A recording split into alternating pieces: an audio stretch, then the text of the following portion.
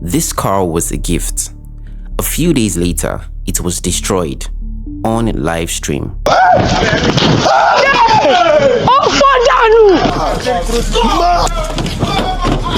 Thousands of people were watching. Some were even sending money while this was happening. But this wasn't the first time.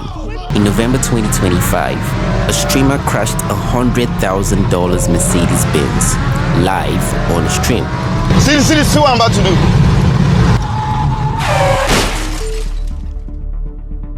4 months later, he was involved in another crash. Same streamer, same camera, same audience. Then, in December, another streamer, another crash. This time, during an emotional breakdown. He was arrested. At this point, the pattern is clear. These guys can do anything for clout.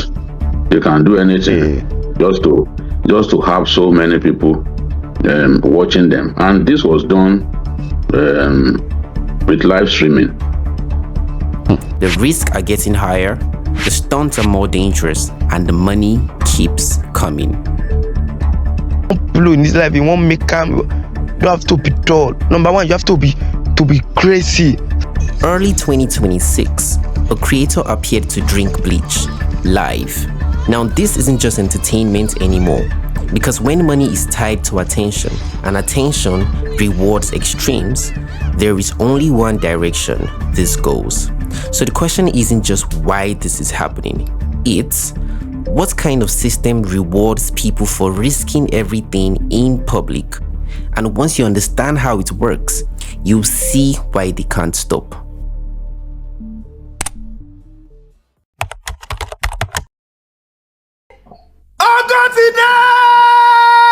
Ladies and gentlemen, I present to you the first two light-skinned ladies from Big Brother that never made it in life. One went in and married successfully. The other one went, they no marry him, they no date him, they use and dump him, give her Lambo as compensation. Now she is free and fair, just like the election in Nigeria. On TikTok Live, attention turns directly into money. Viewers send virtual gifts, roses, lions, galaxies. Content creators convert those gifts into cash. A rose costs a few naira, a lion costs thousands. TikTok takes roughly half, but what's left can still be life-changing. In Nigeria, where youth unemployment exceeds 40% and the naira lost value between 2022 and 2024, one successful stream can earn what a minimum wage worker makes in over a decade. That's more than most Nigerians make in a year, in one night. But here's the catch. The bottom 90% of streamers earn less than minimum wage. The top 1% earn more than surgeons.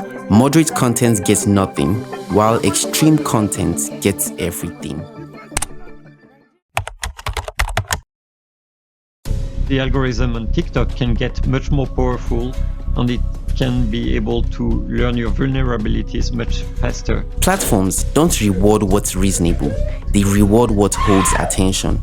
The longer people watch, the more the system pushes your content. So the algorithm is pushing people towards more and more extreme content, so it can push them toward more and more watch time.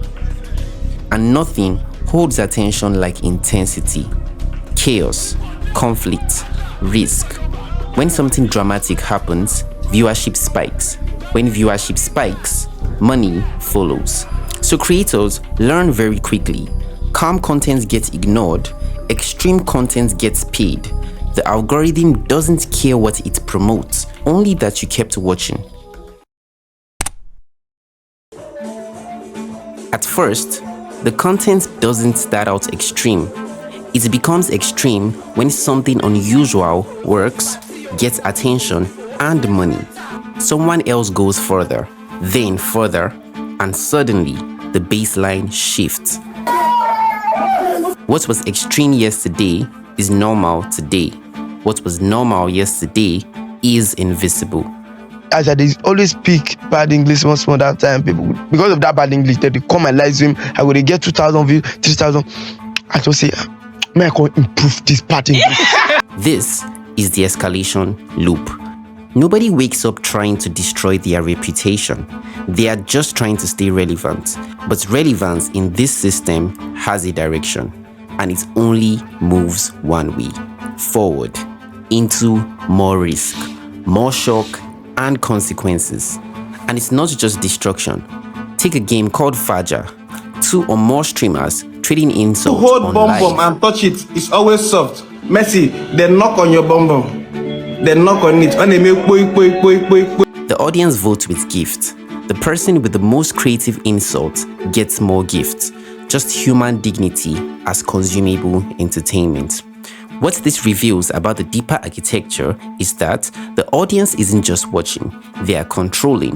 The streamer isn't a performer, they are a puppet, and the puppeteers pay for every pull of the string. Now add one more factor. This is happening live.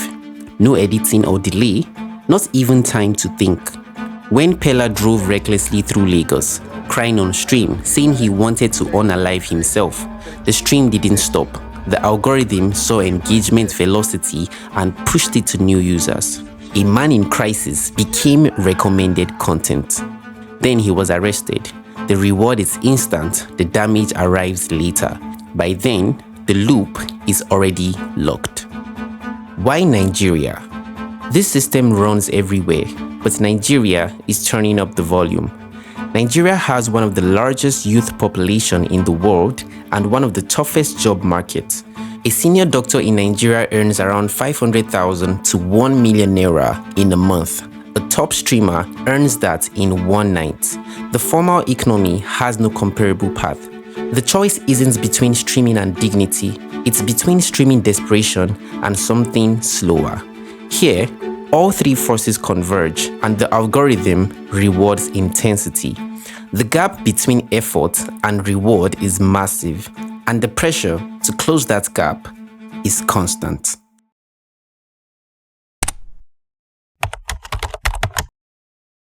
Here is where it becomes a trap. Once you build an audience on extreme content, you can't easily go back because your audience expects more. The algorithm remembers what worked, and your income depends on delivering it. The moment you slow down, views drop, money drops, and your relevance disappears. So creators adapt, not because they want to, but because the system leaves them with few options, and the only reliable option is to go further than before. Who profits? Step back. Look at the whole machine. The audience rewards extremes. The creator performs extremes. The platform promotes extremes and collects roughly half of every gift.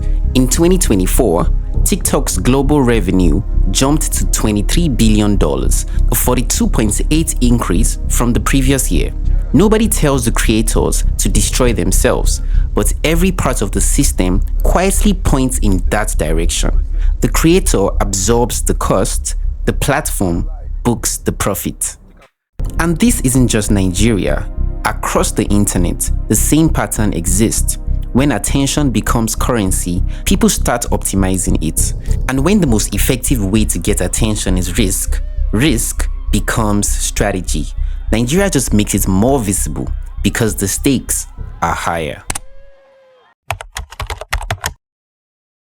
So when you watch these streams, these people aren't reckless. They are the most rational actors in an irrational system. A system that rewards intensity, an economy that amplifies it, and people responding exactly how you would expect. Because when extreme behavior pays consistently, it stops feeling extreme and starts feeling necessary.